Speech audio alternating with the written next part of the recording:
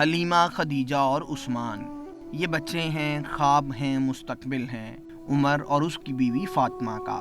ان بچوں کے مستقبل کو بہتر بنانے کے لیے عمر کراچی کے سمندر پر سموسے بیچنے پر مجبور ہو گیا ہے۔ یہ سموسے جو کھانے والے کو اچھا ذائقہ دیتے ہیں، عمر کو صرف 2 وقت کی روٹی ہی دے پاتے ہیں۔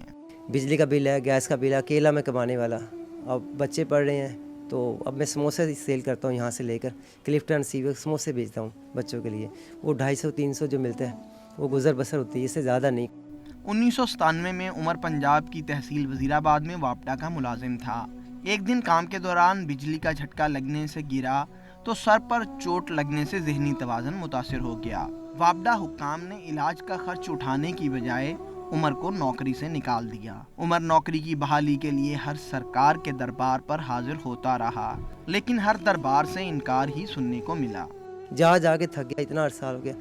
ایم این اے ہمارے امتیاز صدر وڑائچ صاحب وہاں پیش ہوا میں گجرات جو ہمارے حلقے کے، انہوں نے بھی جی ٹال مٹول کر دیا کہ بھئی یہ اپنے اسلام آباد سیل بیٹھتا وہاں چلے جاؤ، اب میں کچھ نہیں کر سکتا۔ تو سر میں اتنے چکر لگا کے تھک گیا، اتنے چکر لگا کے درخواستیں بھی دی، شہباز شریف صاحب کو بھی میں نے لکھ کر دیا، انہیں درخواستیں دی، میری سنی نہیں، پتہ نہیں میں اتنا پریشان ہوں، بہت پریشان ہوں۔ بہت برے دن تھے، یعنی کہ گھر والے بھی تھے لیکن کوئی پوچھتا ہی نہیں تھا،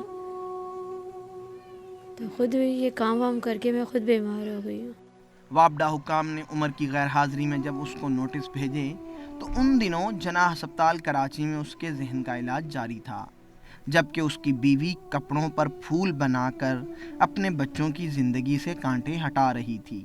ہر فیصلہ میرٹ پر کرنے والی بیوروکریسی نے عمر کے سلسلے میں بھی انصاف کا دامن ہاتھ سے نہیں چھوڑا۔ ڈاکومنٹس میرے پاس کمپلیٹ ہے، میں انہیں وہاں بھی گیا، آفس میں دکھایا میں نے وزیر آباد اپنے، وہ اول تو نقل نہیں مل رہی تھی مجھے، بڑی مشکل سے ریکارڈ لیا، بہت مشکل سے۔ تو اب میں جا رہا ہوں، کیا کروں، اتنا پریشان ہوں، جا کے تھک گیا، کوئی سنتا ہی نہیں ہے۔ 8-9 سال بہت عرصہ ہوتا ہے، لیکن وہ کوئی کہتا اس کے چیف آف جاؤ، کوئی کہہ رہا اسلام آباد سے فون کراؤ، کوئی کہہ رہا واپڈا ہو جاؤ، کوئی کہہ رہا پیسے لگیں گے۔ عمر گزشتہ 10 برسوں سے اپنی نوکری کی بحالی کے لیے در کی ٹھوکریں کھا رہا ہے۔ اس کے دکھوں کا مداوع تو دور کی بات، کوئی زخموں پر مرہم رکھنے کو بھی تیار نہیں ہے۔ محمد عمر اپنے بچوں حلیمہ، خدیجہ اور عثمان کے مستقبل کے لیے اپنی نوکری کی بحالی چاہتا ہے۔ جمہوریت کی بحالی سے مستفید ہونے والوں سے عمر کا بس اتنا پوچھنا ہے کہ اس جمہوریت کا ثمر اس کو کب ملے گا۔ کیمرامین زاہد حسین کے ساتھ محمد انوار، CNBC پاکستان، کراچی۔